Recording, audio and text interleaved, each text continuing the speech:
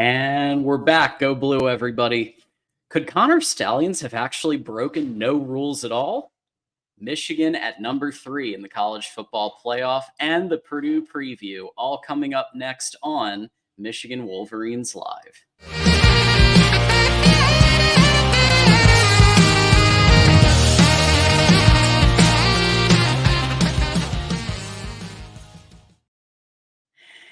And welcome in, everybody. It's Tuesday, October 31st, Halloween, 2023. And it has been a bit of a spooky couple of weeks, I would say, but things seem to be settling in a little bit since. So come on in and welcome to the show.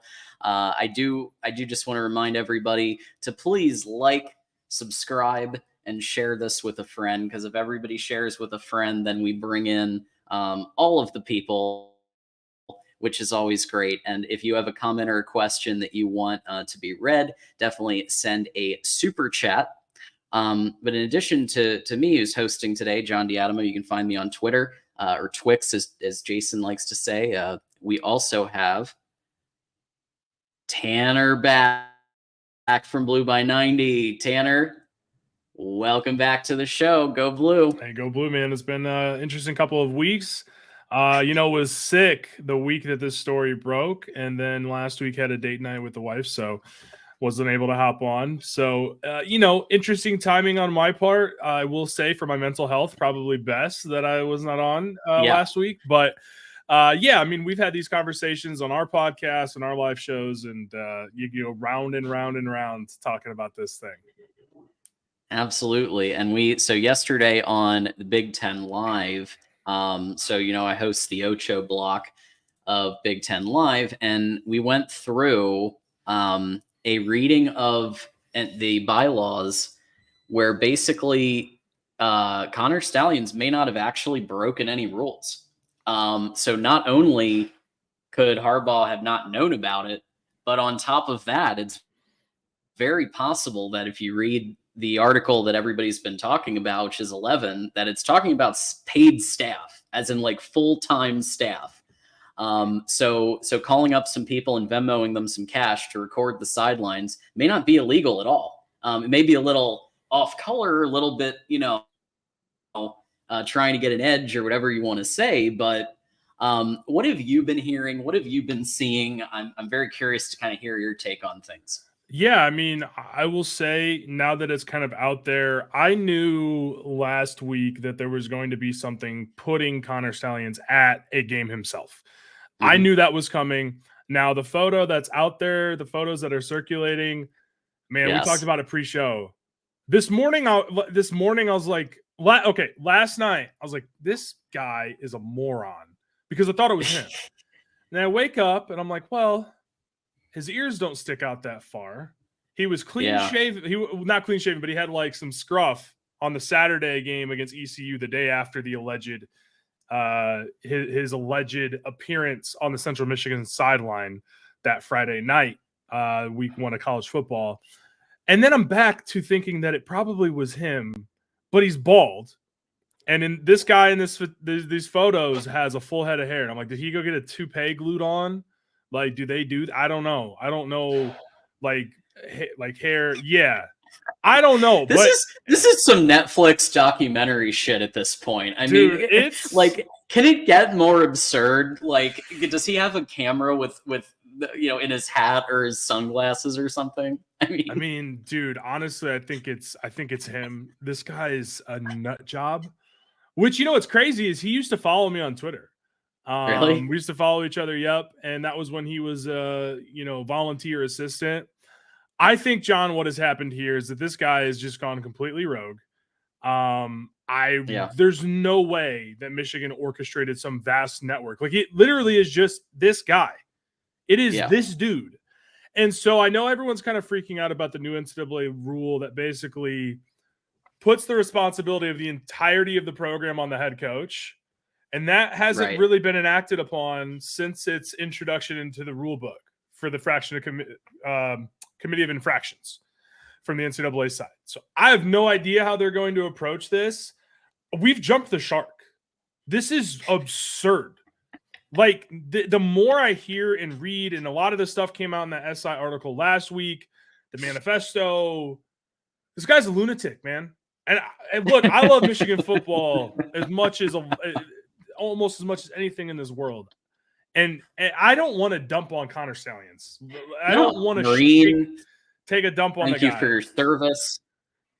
Yes, thank you for your service. But you can't, like, I don't know. With the with paying guys and gals to potentially go and record, you know, the letter of the law technically did not maybe break any rules. It flies in the face of the spirit of the rule. Now, again, this is a rule and a bylaw that was incorporated in 1994, not because of competitive integrity, not because of competitive imbalance, but because of cost-saving measures. That's the funniest part about this whole thing. So I'm over talking about it. It is absurd at this point. And to the people who think that this gave Michigan some amazing advantage, clearly have never played football. Like, do you realize that there is a 40-second play clock and the coordinators on both sides of the ball are playing chess, trying to figure out, okay, the offense audible, the defense, what are we going to do? There's no way to get this to these guys in real time. And that's what makes it so infuriating, is that you didn't need to do this. This is just stupid. And you went to East Lansing, which I haven't been able to talk about on this show yet, John. I was in Spartan Stadium. You went to East Lansing. They knew about the signs. They knew about the sign stealing that was happening. I got called a cheater 12 times walking up to my seat. I'm sure you did. And I told them I would cheat again. Sign and I would cheat again. I hope they keep cheating, is what I told them. I said, I hope you guys start cheating. Then maybe you can win some games. I watched that game. That was an ass kicking. Not because of signs. Because Michigan's better across the board. Line of scrimmage, skill players. They're the best player on the field on both sides of the ball. And you didn't need to do this. You didn't need to go to Central Michigan, Michigan State. It's just stupid if he did do what's alleged. That's what's so frustrating, is that you're creating a huge distraction and one of the best teams that I've ever seen at Michigan in my lifetime. Like one of the best teams that I've seen put together. And you're risking it because you got a guy going Ethan Hunt, Mission Impossible. I mean, it's so stupid. I mean, the 550 or 600 page manifesto of taking over the Michigan program like Pinky in the Brain. Oh my God.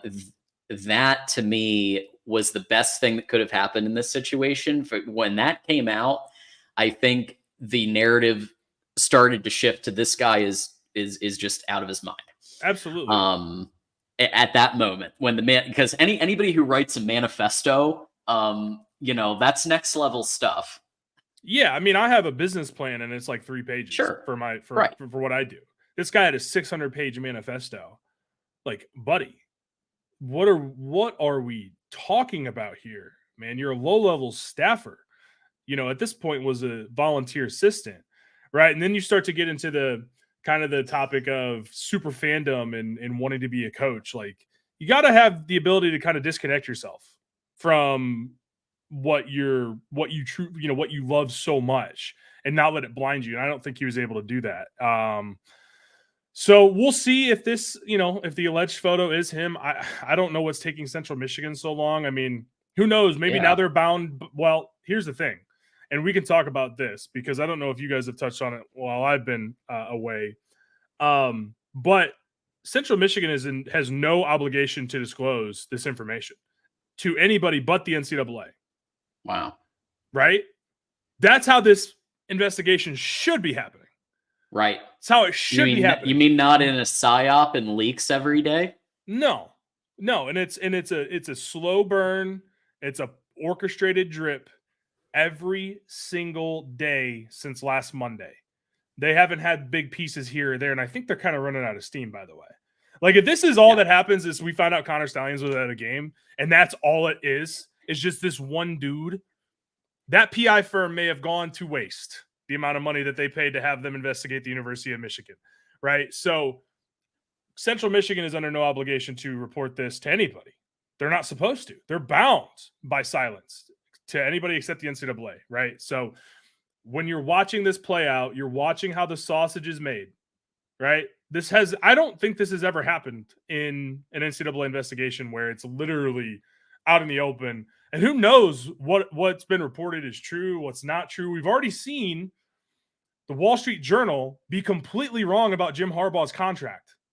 We've already seen the Detroit Free Press, be wrong about Jim Harbaugh, one of Jim Harbaugh's attorneys, Tom Mars, being in Ann Arbor. He said he was never in Ann Arbor, and he had no conversations about a contract, because Jim Harbaugh's probably got multiple attorneys with different, attorneys. They have so many different skill sets and focus points. You may, if somebody like Jim Harbaugh, who's worth, tens of millions of dollars, may have an estate planning attorney, he may have a criminal attorney, he may have a contracting attorney, right? He's going to have a lot of different guys that have different areas of expertise. So what else is wrong?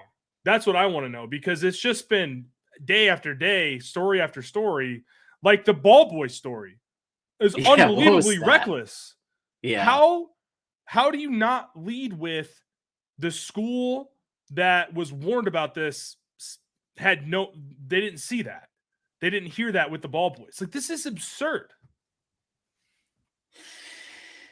Well, I'm with you 100% that it's absurd. I mean, I think Connor Stalions probably is done in college football. Yeah. But that might be the most severe thing that happens. You might see Michigan getting a fine for a combo of this and the, obviously the level 2 violations as part of, now called Burgergate. But I just, everybody who's been called, here's what kills me is when Ohio fans and Penn State fans especially are like hoping for Michigan to get the death penalty, or they're hoping for the Big Ten to save them, or they're hoping for the College Football Playoff Committee to save them, because it'll make it easier for them to go through the Big Ten and maybe make the playoff. I mean, how soft is that? Like, to whether or not Ohio State had any involvement in I'm not going to get into that rabbit hole of the 4th and 1 investigations with Ryan Day's brother or any of that crap. All I'm saying is, like, even if Ohio State wasn't involved at all, and they're just like rooting this on, and Penn State's like rooting this on, like, y'all know that Michigan's still going to be coming for you. Y'all know that we're still going to Beaver Stadium, and we're still, the Buckeyes are coming to the Big House. I think they're scared. Oh, 100%, 100%. And, I'll be honest, I don't watch the college football reveal until, the Sunday after the conference championships. It's just pointless to me. I can see it on Twitter. My wife and I were watching Haunted Mansion, the old one with Eddie Murphy, the original on Disney. Snap. Okay. Little Halloween movie night. And, to put the team they put number 1, because I'm watching these games and I'm watching these teams, man. I've seen Ohio State look bad for like multiple quarters against Maryland. They look bad for a half against Indiana. They struggled against Wisconsin, and Wisconsin's a team that you can run the ball on. I mean, Illinois and Purdue, I believe. I can't remember. I know Illinois had had a higher rate of success running the ball than Ohio State did against Wisconsin. So I'm watching these teams, man. I think they know. Like, they know. They have to know that, yes, Ohio State has a really good defense. They've got a really good defense, but they had a really good defense for 11 games last year. And Penn State is Penn State, man. John, have I not come on this show and talked about Drew Lohr? I haven't had a chance to take my lap. I've been saying Penn State's offense is not that good, and I've been arguing with Penn State fans. You and I both have. I've been arguing with Penn State fans in the chat who told me how good they beat West Virginia and how good they are, and they scored 31 against Iowa. Like, they see the writing on the wall. They're gonna just throw stones. And all this pearl clutching from college football fans. College football might be one of the dirtiest industries in sports, just in general. Right. College football is absolutely, unequivocally dirty as hell. So to get this holier than thou, and look, I understand where it comes from, because Michigan fans for a long time have done this. I've probably done it. I don't care anymore, man. I want to win. I don't care what it takes. Get it done. Do you think, like, is it cheating that some teams pay more for other players and there's no salary cap that's regulated and you can't really police it? Is that, like, that's a competitive advantage? Is that not a big issue? Like, I just don't care, man. Change your signs. High school coaches deal with this. Right. High school coaches deal with other coaches from schools on their schedule that come and scout them in person. My best friend, best man at my wedding, defensive coordinator in high school.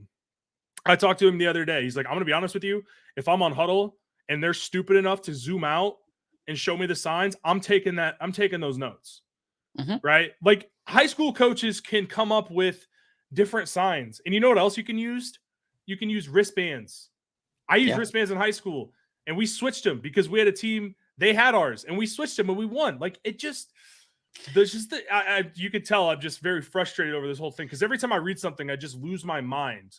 And look, if Michigan, if Connor Stallions did what he did, whatever his punishment is, and if Michigan gets a fine or probation for a year, fine. Let the penalty line up with whatever the crime was. But to sit here and act like that's the reason that Michigan has gone, 33-3 or 34-3 over the last 2.5 years is just, they have how many guys drafted? How many guys from this team are going to be drafted to the NFL? Because they have really good players. So to just sit here and discredit and try to find cracks in the armor. I mean, look, of course the rival fans are going to do that, but it's really disingenuous to sit here and be like, oh, you didn't win that game because you had Blake Corum and J.J. McCarthy and Donovan Edwards and Mason Graham and Chris Jenkins. Is because some low-level staffer may have tipped off a player or two. Like, come on, dude. And all teams do this. Like, not to what this guy did, but they're all trying to find signs. So I just find it all ridiculous. Well, Matt Rule has coached at most of the levels of the sport. And, obviously was just in the NFL, and he was talking about how you could have communications and radio in your headset. And maybe that's a solution too, in addition to the wristband, because then obviously, you don't have the comically large signs, which, by the way, Ohio State had like base, nickel. I don't know if you saw the Dave Portnoy, filming the sidelines, but it was like the sign said base, nickel, dime. Like it wasn't even disguised in any way. It was like, that's the crazy part is anybody can go and take video and upload it to YouTube. That's their footage, right? They can do that. So that's what's crazy to me, man. It's stupid. It's potentially against the rules. Again, the rule book is not clearly written. That rule will change this offseason 100%. They're going to make clarity. It much clearer. The also interesting thing is that you can in-person scout for the college football playoff, but not in the regular season. So there's inconsistencies. It's just really weird.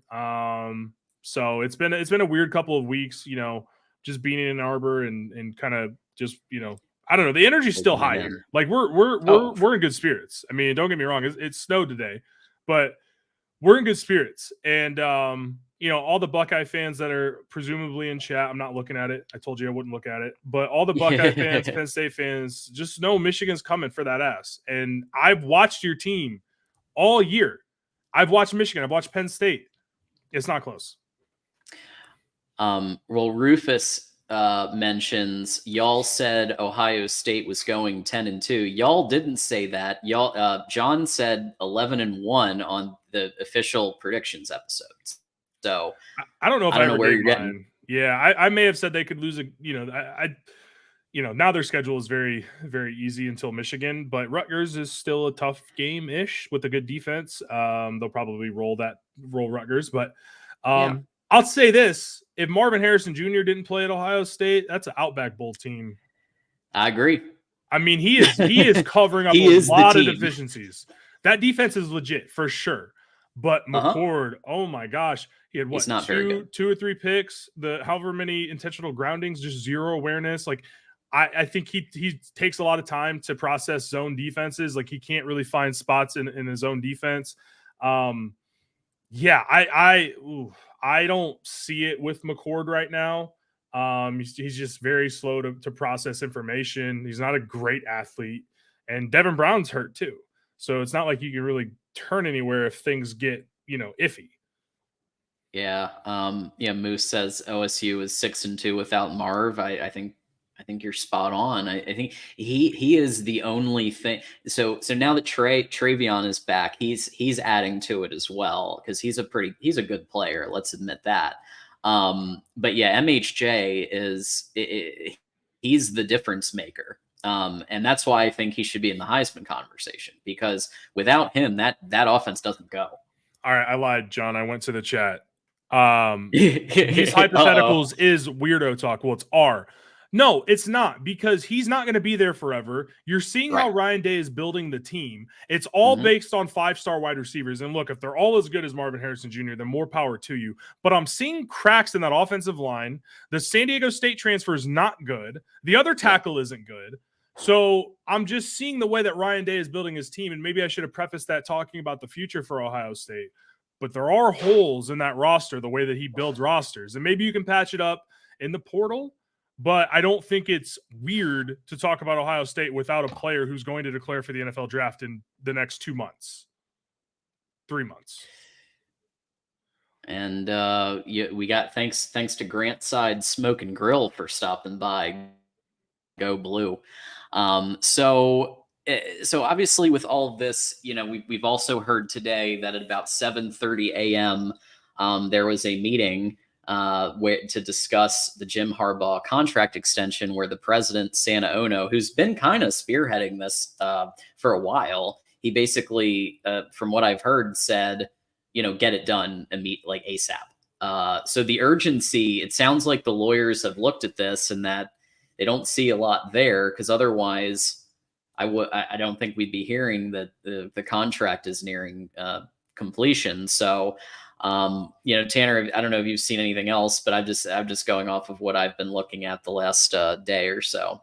No, I haven't. I don't have any inside information on this one. I'm sure I'll get a heads up like right before it happens, but it won't be, it's not like I've got, insider information at this point. But yeah, I think you read the tea leaves, you read what Sam Webb says, what Josh Henske says, what Chris Bala says, right? Alejandro from 247, shout out Alejandro, great dude. He had some scoops today. I'm not going to share those because they were behind a paywall, but everything is pointing towards Jim Harbaugh getting locked up sooner than later. And that makes me feel good, obviously, to get him locked up, but also it makes me feel good because what that says to me is that Michigan has a lot of the facts in this case, and they're thinking, hey, it's fine. We're going to be okay. Let's get Jim locked up. Let's make him feel good. Let's let the team feel good and not have any outside distractions, and let's run the table and go get this thing done. That's what it feels like to me. So Grant's side, so the daughter, Jemiah Kelly, big shout out, a big Michigan fan. So shout out to Jemiah. Happy birthday. That's awesome. Thanks for coming by. And, of course, Dependent Fanatic coming in clutch as always with a happy birthday. So Halloween too. So that's all. You get double. You get candy, and you get everything else, a birthday present. So that's a good deal. Absolutely, that is. Yeah, so I've just said to everybody, like, don't let any of this stuff ruin your enjoyment of this, in my view, historic title run, which is what we're on. I think this is probably the most complete and best team that we've seen since '97. And I think there were some offenses and some defenses that were maybe better in '03 and etc. But like just in general, the puzzle pieces both within the Michigan program and how Michigan looks against common opponents. And then you also look at everybody else in college football, and Georgia struggled against teams that aren't that good. And Florida State struggled against teams that aren't that good. And like you're Alabama dropped a game and they might drop another game, right? So you're seeing that the opponents are, having trouble. And I'm thinking, what if this happens? And imagine the collective heads exploding if JJ wins the Heisman. I'm just thinking this scenario out. JJ wins the Heisman. Okay. Michigan and Ohio State both go to the playoff, because Ohio might be like the best one-loss team or whatever, and they get the 4 spot, just like last year, right? Michigan beats their opponent, and Ohio State gets destroyed against theirs, and then Michigan goes and wins the whole thing, and then the NCAA says we didn't see much with the Stallions situation. Imagine the collective heads exploding and the narratives that would all be shattered if that's and it's possible. I might elevate to a higher being if that happens, to be honest with you. I mean, let's talk about, though, you made a comment, because after that Michigan State game, and obviously they've been on the bye, so he hasn't played since, but again, he's not going to have the raw numbers. He's not going to put up 40 touchdowns. He may get to 30 some. I think he'll get to 30 some. He's at 18 right now. I think he's going to have, at least with the potentially Big Ten championship game, I think he'll be able to get to 30. But JJ McCarthy is playing like the best player in college football. I mean, the throws that we were kind of in the corner end zone. And man, watching some of those throws come to us and on the other side of the field at Spartan Stadium, oh my gosh, the throw to Roman on the run. I mean, he's just tough to stop. I don't know how you really game plan for him, because again, his ability to get outside of the pocket is so dangerous. So it's almost like, do you even rush him? But then if you don't bring pressure, then Michigan can get 5 yards a clip running the ball. But if he gets outside the pocket, he's almost better than just sitting inside the pocket. I mean, he got outside the pocket all game long against the Spartans, was 21-27. Should have had 5 touchdowns. They took the one off the board on a bad false start call at the end of the half that led to a 10-second runoff. I mean, the kid's a gamer. He's not going to have the stats because, you probably think he's missed at least like a game or two worth of playing time because he doesn't play in the fourth quarter. Right. Barely plays in the fourth. Yeah. So, I mean, the kid is just unbelievable, and he's a great leader. You could just tell. You can see his helmet whipping around. And honestly, John, I'm at the point now where I'm watching his other quarterbacks, and yes, I understand that Caleb Williams is supremely talented, and yes, Drake May is really good. But if I'm an NFL team, man, it's tough for me to watch these guys and not think JJ McCarthy is the one. Right? I mean, I feel that way. And that may be homerism biased. The way he's playing football right now, the way he's delivering the ball, I mean, he's the total package. Goodness gracious, he should be a top 10 pick. Yeah, Joel Klatt mentioned the scenario where JJ McCarthy and Marvin Harrison Jr. could be facing off for the Heisman Trophy in the game, because if let's say Washington drops a game or they continue to struggle, and Drake May seems to be kind of out of it at this point, or probably out of it. Can't lose to Georgia Tech on Heisman. Yeah, so how about that for just adding even more stakes to the game? Even like there aren't enough stakes as it is. How about also we're going to battle for the Heisman Trophy?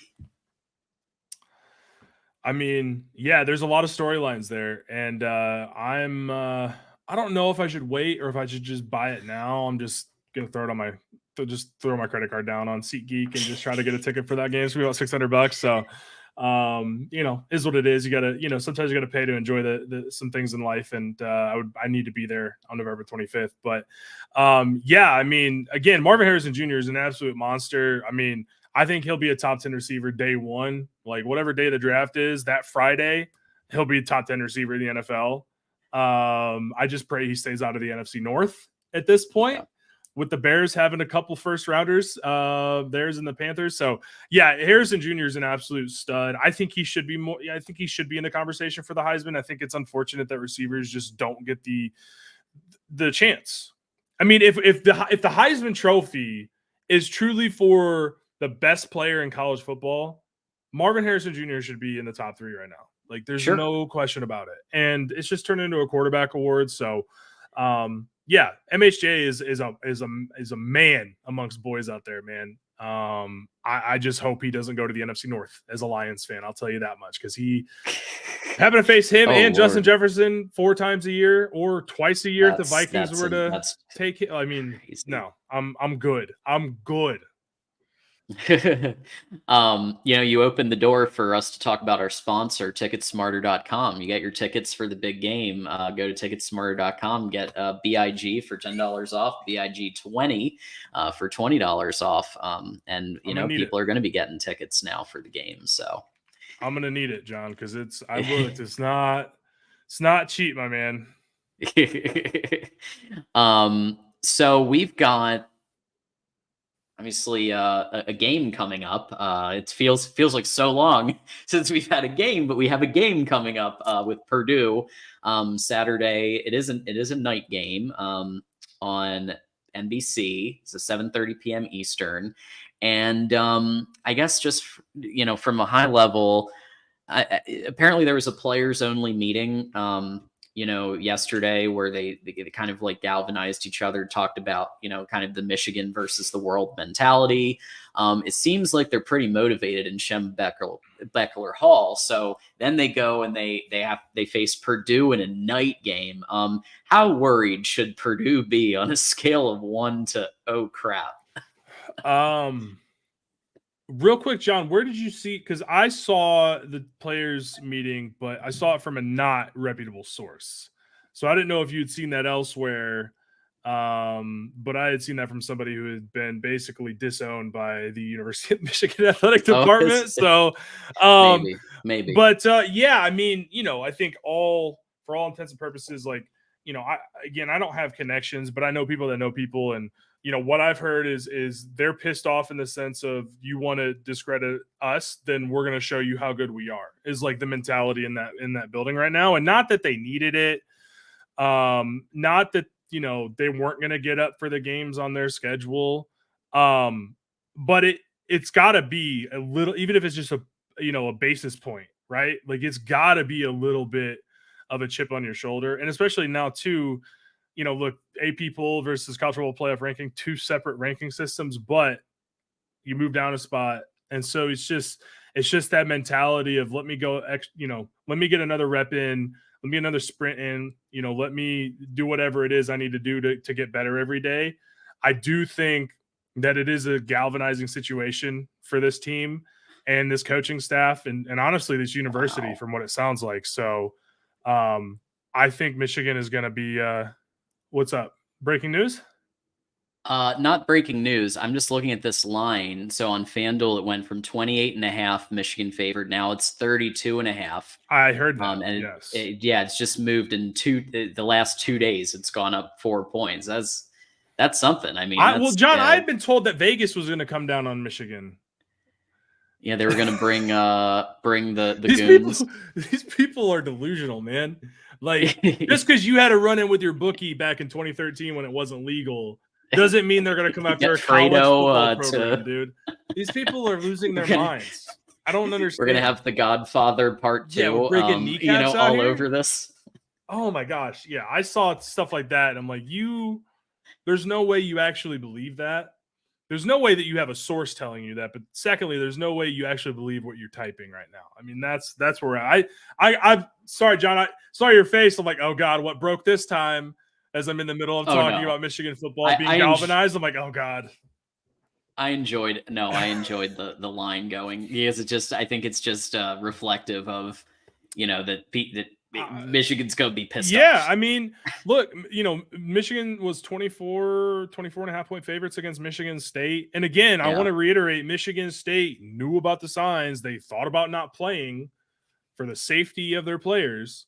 They ran the play calls in to their quarterback, and they got doubled up on the spread, 49-0, when that spread was 24 and a half. So again, that just goes back to my point that it doesn't make that big of a difference, if any at all, because all coaches and college programs are doing this type of stuff. So again, I mean, you could take away the way you call plays and your signals and all that stuff. Michigan's still going to come in there, kick that ass, keep it moving, win this game, stay healthy, get to Penn State, get to Beaver Stadium on November 11th. I think this is like a, I don't know, 52-6. I've said that before. I was close on the IU game, so why not just keep it consistent with the Indiana schools? But this is a bad team that got, I mean, they put up like 95 yards passing, 95 yards rushing against Nebraska. They got smoked by the Cornhuskers, smoked by Ohio State.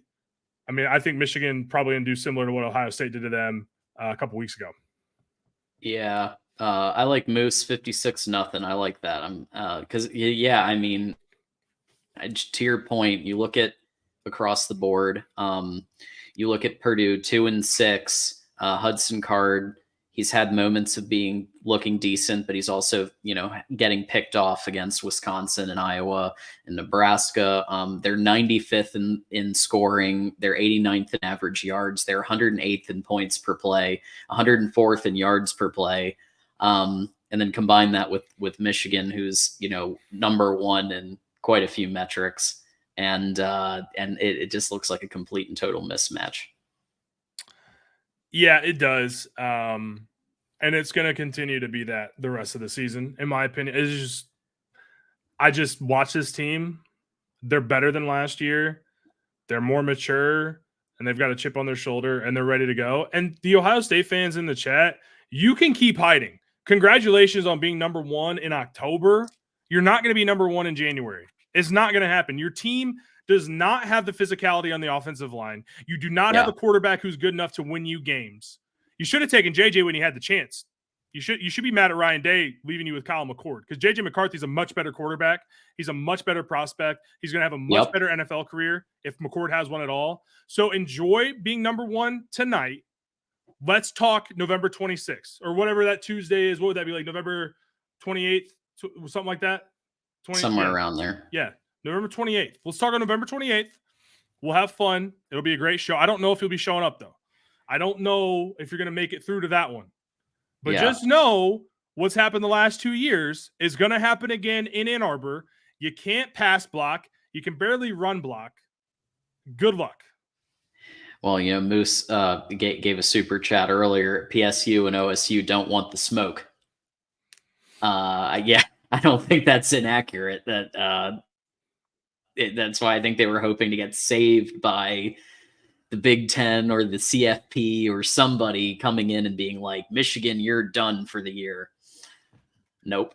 They were hoping for it, man. They were praying on it. I saw Braxton Miller talking about it. I'm like, you played, man. You should know better. Maurice Claret's the one talking the most sensible of all of them. He's the one bringing the most common sense to the table. Not that that's saying a lot, but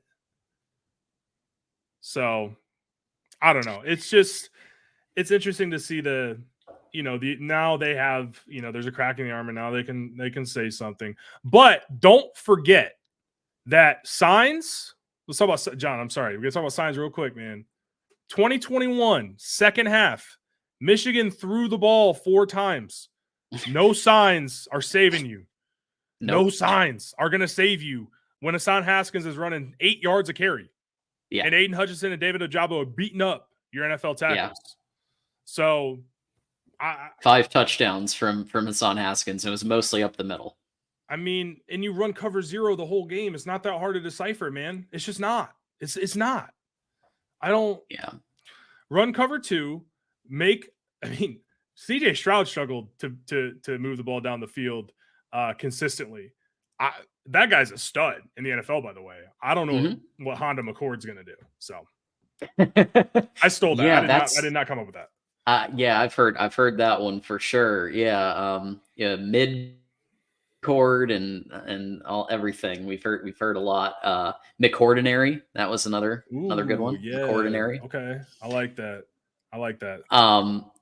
So cheating, sorry, but yeah, when you're letting Hassan Haskins run up the middle on you for 5 touchdowns, that has nothing to do with signs. That's just lack of physicality. No. And look up Brent Zadebski. You can find your sign stealer. Everyone does it. Everyone does it. Quit acting like you're some holier than thou program. You sound like Michigan fans when we were getting our ass kicked a decade ago or 5 years ago or whatever it was, 4 years ago. That's what it sounds like. Like, these were the excuses I used to make, and I know because I said them, and they were weak then, and they're weak now. Yeah, Kyle McCordinary, exactly. Yeah, it's tough. It's just like, if you actually watch what's going on and you see how Michigan is beating opponents, I just don't know how you can blame sign stealing for almost all the victories that Michigan has had. I mean, there's a few razor's edge ones, but like for the most part, it's multiple touchdowns. It's out physicaling the opponent. So I don't see a lot of vacated wins coming for the program, They could especially if it vacate him from turns out. 2020. Yeah, sure. Yeah. Yeah. And also Take those. I know this. I don't know the significance. We're being called Al Bundys. I don't know that show. I understand the reference. Like I remember there's an episode where he talks about scoring touchdowns in high school. I don't remember talking about like any of my athletic accomplishments. I think we were talking about Michigan football, but is living in the past. Is that what he's trying to reference? The 2021 I and don't know. 2022. I really don't understand why he made that reference. If you can elaborate, when you need to explain your insult, that's usually when it wasn't a very good insult. But yeah, we're getting, listen, we appreciate the traffic. Okay. Yeah, We appreciate it. your traffic, your clicks. And I know that there are Buckeyes who hit the like button. This is a good reminder to subscribe to Michigan Football, the voice of college football, because we're still about 1,000 or so subscribers under Ohio State. And we don't want that. So everybody, if you're not subscribed to Michigan Football, the voice of college football, please do. Hit the like button. It only takes a second. I even have a helpful graphic right here for you. Hit the like, hit the subscribe, and hit the bell. There you go. I've been kind of thinking through, the last couple of years, and again, I just don't see how the wins are. Or anything really, sign stealing had a role or a big role in any of the victory. I mean, 2022, you could make a little more of an argument, maybe, but like Ohio State was just loading the box the whole time, going all out blitz, and leaving your couple of defenders left on an island, and Cornelius Johnson looking like Odell Beckham Jr. out there. Don't really see that as out being part of espionage either. Yeah, I mean, don't run cover zero the whole game, and that game that probably goes differently, right? You make Michigan drive the ball, Blake Corum's out, but they were determined to stop the run. They were determined to not be out physical because they're a tough team. They've got a tough football team. So we're tough. Yeah, I mean, dude, embrace what you are. You're finesse, and you're good at that. You're really good at that. Like there's just this bravado from Ryan Day where it's like, I got to be a tough guy. And Ryan, you don't. Like can just because you're the Big Ten, dude, you can. And look, I hope they continue to try to be physical, because again, I watched them get stuffed at the goal line against Wisconsin. Like that's a constant theme. That is a theme in Ohio State's program. Just be finesse, dude. Like don't act like you're this tough team when you run jet sweeps on 4th and 2. Throw the ball. Just throw the ball. I don't know. Yeah, 4th and 1 investigations. How about just call it jet sweep on 4th and 1 investigations? Man, they were ready. They were ready to hang his ass out to dry after that one, and then Notre Dame just fumbled the bag. Because my Twitter, I follow a lot of Buckeyes. They were beside themselves when he called that jet sweep. Man, they were ready to admit everything that everyone had said was true. And now they're back. They're 100% back after Notre Dame had 10 guys on the field. So that's the way it goes, though. You got to win games. And I will say, credit to Ohio State. They've won some tougher games this year where they haven't looked great. That's the sign of a really good team, is being able to do that. Like, I'm not blind. Like, they are a really good team, no doubt.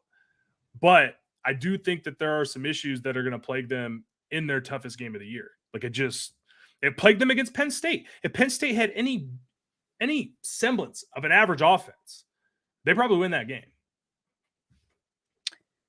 Mike Fort's in the house. Thanks for coming by, Mike. UGA at 2 is a legacy ranking. I thought they were going to put Georgia at 1. I thought they were just going to follow the AP and put Georgia at 1. So they're looking at, I guess, the strength of schedule, and they're looking at when, I guess, beating Notre Dame counts as a quality win when they have 10 guys on the field. But, technically it was a win. So I get why they did it, but I mean, 2-time national champion at number 2. But that's my problem really with care, the committee, John, is that if you're going to say that about Ohio State, then Florida State should be higher.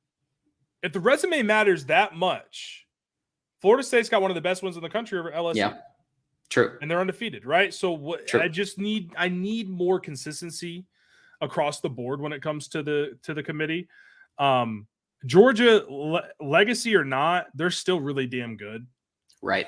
Every time we're like, oh, Georgia struggling, and they just go curb stomp a ranked SEC team that's like, like Kentucky, like number 25, 5-0, but they just beat them like 51-13. And it's like, all right. And then Florida scores on their scripted drive, and then Georgia just beats the brakes off of them, right? And it just feels like they can kind of turn it on and off whenever. So, yeah, I feel like I certainly would have been content with Georgia at 1. If you want to have Ohio State ahead of Michigan, it doesn't matter because these teams are going to play. So Buckeye Mike, yeah, I mean, I think you need to give more credit to Florida State. If you're truly emphasizing resume, then if that's the reason Ohio State's number 1, because it's not eye test, right? Like, look, I'm not saying Ohio State's a bad team here. They haven't looked as good in stretches as some other teams, but you give them the nod at number 1 because of who they've beaten. Then you have to do the same to Florida State. You can't pick and choose. Yeah. So there you go. Buckeye Mike's got Florida State at 2. They did almost lose to Boston College, but they do have a good win in LSU, and obviously Michigan, is going to have apparently down the stretch they have the out of everybody remaining, and the 4 games remaining, they do have the toughest schedule down. I thought that was an interesting, like ESPN actually admitted that that Michigan has a tough schedule down the stretch, apparently number 1. So and that's why the hand wringing over schedules is so stupid. It's going to play itself out. Like, Michigan's schedule would not be harder if the Ohio State game was in September. Right. I don't those games are going to happen. They're going to have a schedule that lines up with a lot of other teams at the end of November. Like, I know we love to just crap on Michigan. I understand that, but like, it's such a weak, lazy narrative to me because they are going to play Penn State and Ohio State. Like, it's going to happen. We all knew they're in the same division. We knew that it's going to happen. Just because Ohio State and Penn State played in, October doesn't make their schedule harder. So, and that Penn State win, I watched Penn State against Indiana. That's a bad Indiana team. Yeah, the common opponent, Indiana, is an interesting one, right? Because Ohio State struggled against Indiana. Penn State struggled against Indiana. Michigan struggled against Indiana for a couple of drives in the first quarter. Yeah. A little different. Yeah. I will say Indiana, though, with Rod Carey at OC, they are a lot better. Yep. They are much better, but they're still really bad. Tom Allen's got a huge buyout, by the way. That guy, I need his agent. My goodness. They can't even fire him until 25. So, but yeah, I mean, the common opponents come in. The Wisconsin win was a big win, but they're a 5-3 Big Ten West team with 2 Big Ten losses. You know who else is a 5-3 Big Ten West team with 2 Big Ten losses? Nebraska, Minnesota, who Michigan's beaten handedly. So yeah, I don't know. I understand we have to talk about things, and I go on podcasts and I talk about it, so I'm guilty of this. But like, sometimes you just need to let it play out, because the schedules are going to equal out. All right. I mean, the schedules are going to be very similar. Ohio State's going to have the Notre Dame game where Michigan didn't have a Power 5, but Michigan also didn't play an FCS opponent. So let's not forget that fact. Yes, Youngstown State. Yes, Western Kentucky was moving the ball on the Buckeyes. I remember. Yeah, no, Mike, you're right. I mean, 23-3 isn't, but like, if you watch the game, I mean, they were struggling for, like, it didn't look good. It was an ugly 23-3. Based on just I mean, the whole game. They had 5.7 yards per play. It's not great. Yeah. I mean, McCord, I think, threw a pick or two. So, but it again, it's the same things that I've seen. The things that I've seen from Kyle McCord in week 1 to Saturday night, he's doing the same. He's making the same mistakes. He can't see the coverages. He's just taking awful intentional grounding calls. Like, Ohio State fans in the chat, I'd love to know what your thoughts are, because the awareness is not always there. Like, he's just throwing the ball away. I think he had 2 intentional groundings and 2 picks against Wisconsin. That's not good at all. So yeah, and I mean, Ohio State fans need to realize you were blessed by 3 of the best quarterbacks in college football in a row, right? Dwayne Haskins, Justin Fields, CJ Stroud in a row. So you were bound to have a little bit of a dip quarterback at some point. Like it was going to happen. We've all been there, and we've all dealt with it. You know, but you also happen to have the 2nd overall draft pick at wide receiver, so that kind of saves things a little bit. Yeah. No, I would. Gosh, these guys are taking everything to offense in the chat. I should have just not looked at it.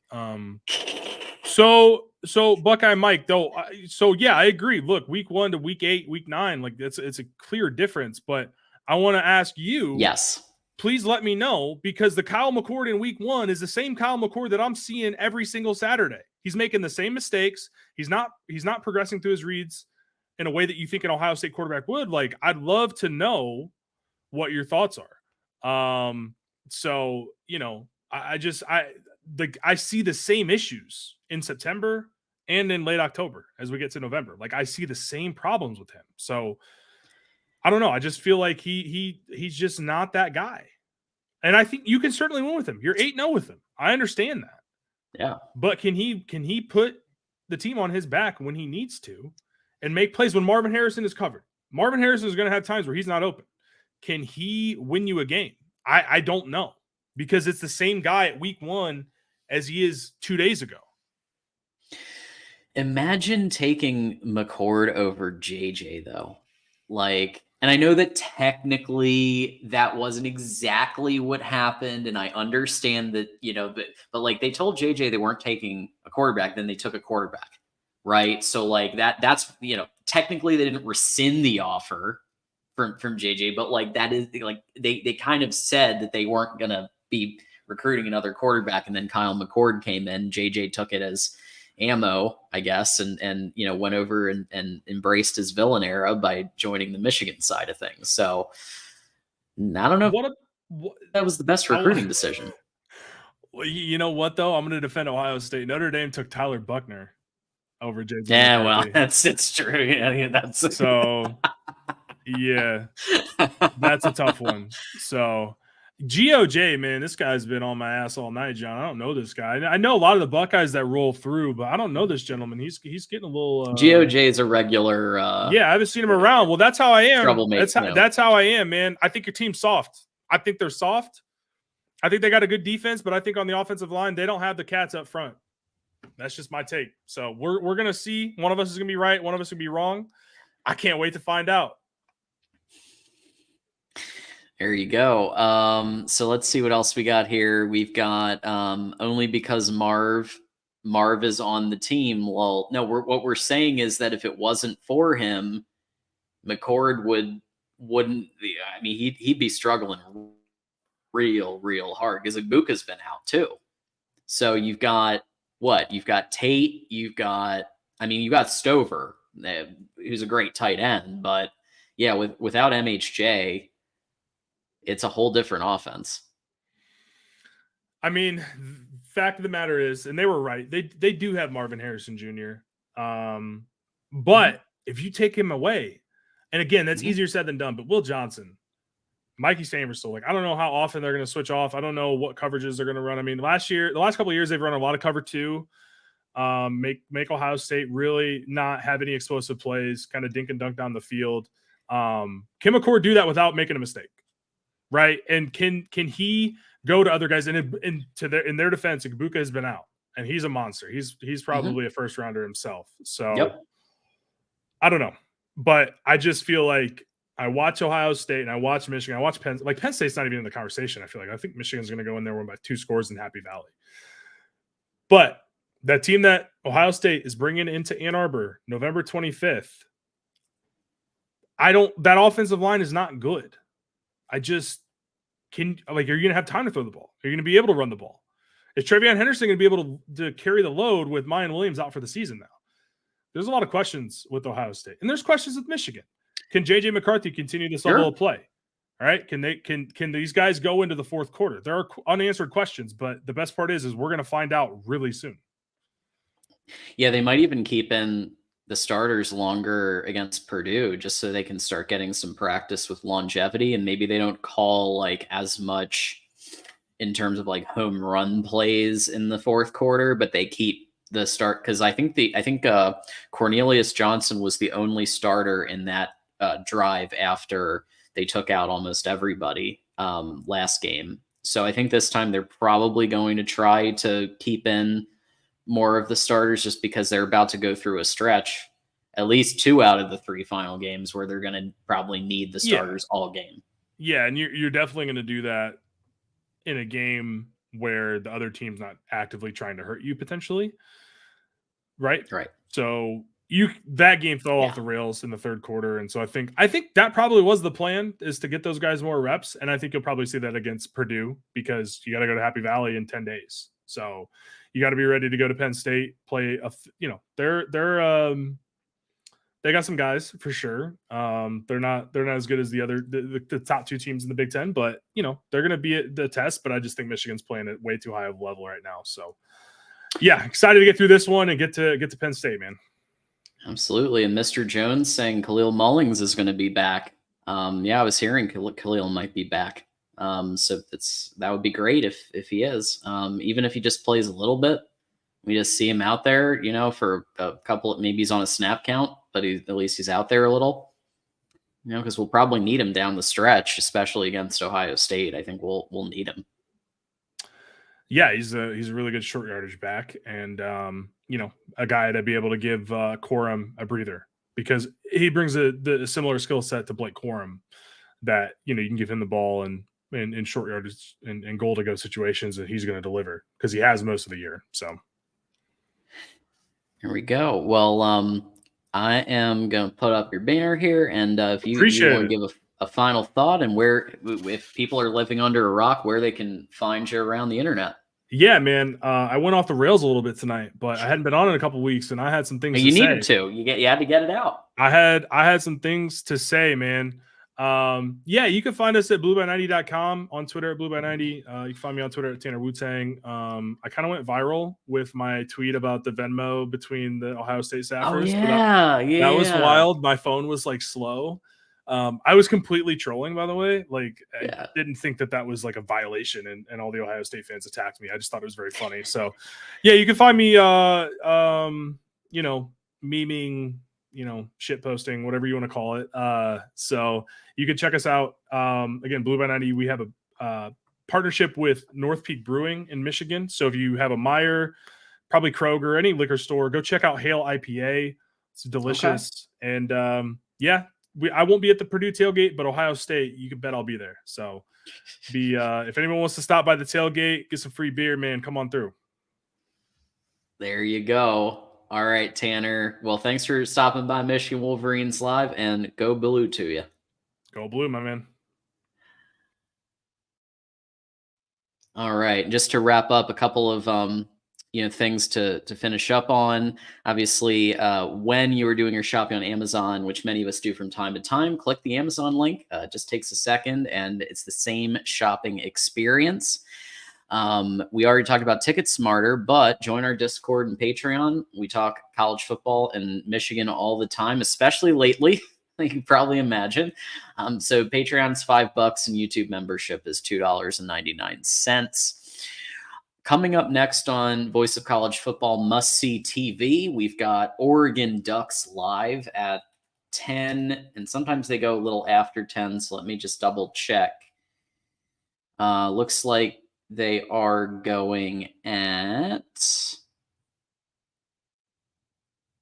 10:05. Okay. So at 10:05, head on over to Oregon Football at the Voice of College Football. Let them know that John from the Michigan show sent you. I'm sure Ben will enjoy that. Let's see what else. Let's get some final thoughts from the chat. OSU #1 for now. See you in November. Yes, Venmo. Yes. Because that's really the smoking gun is everybody on Venmo.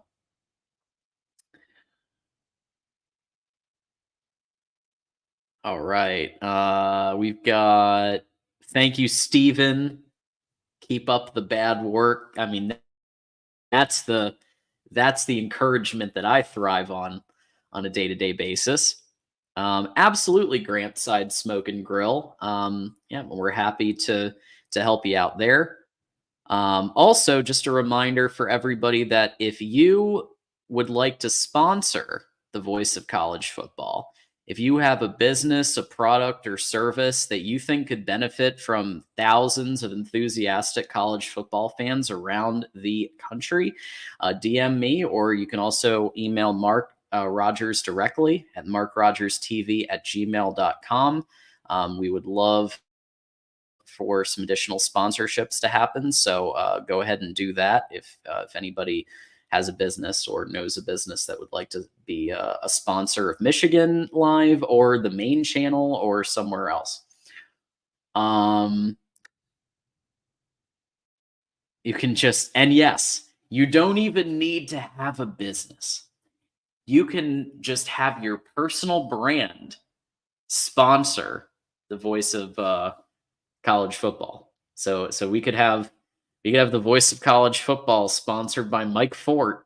Imagine that. Or you could have the Voice of College Football sponsored by anybody who wants to build their brand and get themselves out there even more so on the internet. And we definitely have the subscriber base to help you. All right. So the next show you're going to see me on is Michigan Post Game Live. We go, Dre Artis and I, after each game, we do Michigan Post Game Live. So you'll see me on that on Saturday after the game. And then obviously Monday night, I host Big Ten Live, the Ocho, from 8 to 10 p.m. Eastern, where we get a panel of the Voice of College Football community. Is priority is, of course, always given to Big Ten schools because it's a Big Ten show, right? But we have a couple of hours where we break down the latest news, football games from the previous week. We preview what's coming up the next week. It's a great time. And we got my friend Megan stopping by again. Appreciate you. And you're doing drugs if you think Ohio State is beating Michigan. I mean, there's a lot of people who think Ohio State is beating Michigan in the Buckeye community. But most, I think, rational college football fans, they know what's going to happen at the big house. They know. They know. And deep down, the Buckeyes know too.